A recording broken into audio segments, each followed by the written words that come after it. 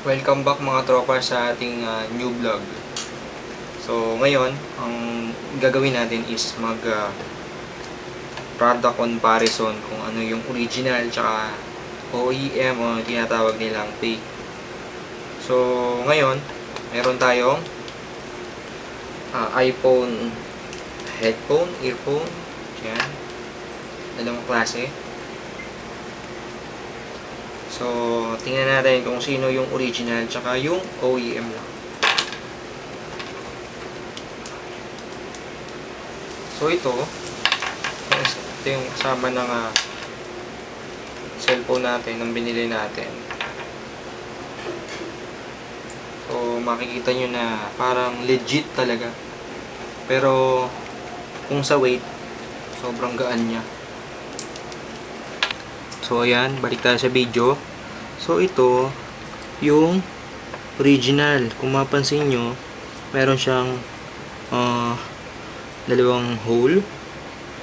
Tapos, ito namang sa OEM lang, wala siyang hole na nakalagay. Kung makita nyo sa video, ayan.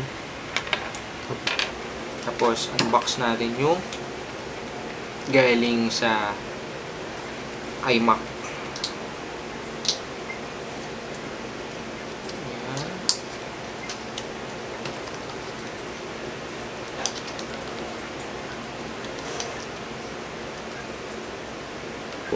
Tapos yung original pala, kung mapapansin nyo, pareha silang merong hole. Yan. Yan sa loob. Tapos itong OEM naman, wala siyang hole katulad ng sa original. Yan lang siya. Tapos, ito, yung speaker niya mismo, medyo hindi siya quality. I mean, hindi nakadikit mabuti or something like that. Pero sa original, ayan, kung mapansin nyo, yun. So, kita-kita kagad talaga na intact yung pagkakadikit niya sa mismong plastic.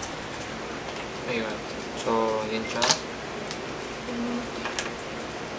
Halos magkapareho lang, pero mahalata nyo kagad sa quality ng cable. Ayan. Tapos, yung dito sa volume niya, ayan, tingnan natin ang comparison. So, kung mapansin nyo, ito, yung original, detailed yung plus tsaka yung minus, yung volume up tsaka yung volume down. Dito naman sa OEM, kung mapansin nyo, hindi ganun ka-detailed yung pagkaka-print niya. Tsaka, yung tunog niya, ito yung tunog ng OEM, tapos ito original. So, halos hindi na marinig. Tapos, pagdating sa socket niya, ito, yung part na to.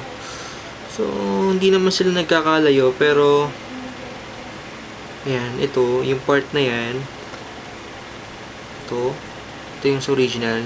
Dun sa OEM, wala siyang ganun. Tapos, halos hindi mo talaga malalaman na OEM siya. Ayan. So, hindi naman sila nagkakalayo ng physical. Ayan. So, ito yung OEM lang. Kung mapansin nyo. Ayan. Tapos, yung height pala ng lightning cable niya, ng connector, yan. Kung mapansin nyo, hindi siya pantay. So, mas mahaba yung OEM. Mas maigsi yung original. Tapos, yun.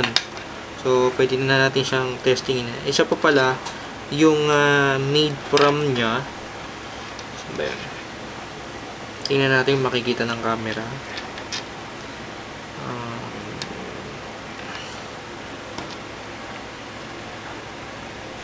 Ito. So, designed by Apple, California, assembled in Vietnam, model number, etc. Yan. Tapos dito naman siya. Ito nga pala yung original. Yan. Sana makita sa camera. And then, ito naman yung sa OEM. Sa OEM naman, ang nakalagay is Designed by Apple in California, assembled in Vietnam, model number, etc. So, ayan. So, ngayon, tetestingin na natin siya kung maalaman natin kung ano yung pagkakaiba nila. So, testingin muna natin yung OEM. So, plug na natin siya. Ayan. So, kapag OEM guys, mapapansin nyo, meron lalabas na ganito. Ayan. Diyan yung malalaman kung original or OEM or copy lang siya. Ayan. So, meron siya kagad ganyan. Pero kapag kinonect natin yung original,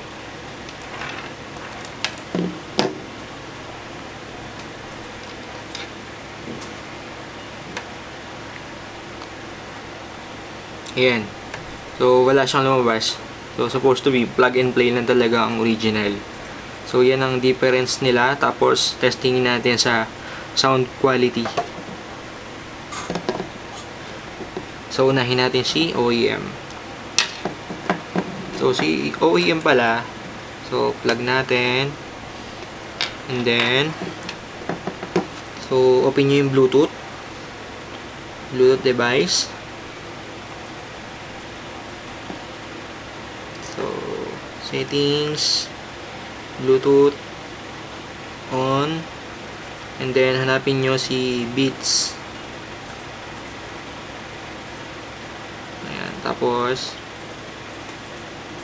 lalabas dyan, connected na kayo. So, pag connected na kayo, pwede na kayong mag-play music. So, kung mapansin nyo, tumugtog agad siya sa speaker. So, kailangan pa siyang i-set up dito sa mismong headset niya. So, ayan. So, ang gagawin natin is unplug ulit natin. Tapos, ipa-plug ulit natin siya. And then, connect. Antayin lang natin siya mag-connect. So, ayan. Lumabas. Done. Makapasin nyo. So, done lang natin siya. And then, play ulit natin. Ayan. So, dito na siya. Lalagay natin sa malapit sa microphone natin. Ang gamit pala nating mic is Synco Mic M1. So, yan. Pang malakasan yan. Number 1 yan. So, testingin natin. Lapit natin yung headset. Tapos, ito naman yung galing ng power map. Yan. So, ayun. Tingnan natin kung ano yung pagkakaiba niya.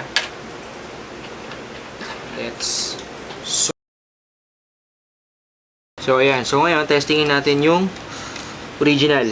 So, post natin. Same setup. Butin lang natin to. And then, off natin yung Bluetooth. And then, gamit natin yung original. So, ayan. So, balik lang natin yung tugtog, yung sound sa Spotify. And then, testing, play. Okay. So, ayan. Ito yung original. Lalagay ulit natin sa microphone kung ano ang quality ng headphone natin na original. Siguro napansin nyo na ang pagkakaiba nila. Medyo malakas talaga yung original tsaka quality, yung bass, and then yung ibang quality ng sounds na lumalabas sa kanya is solid talaga. So, yan lang guys, and then see you in next vlog.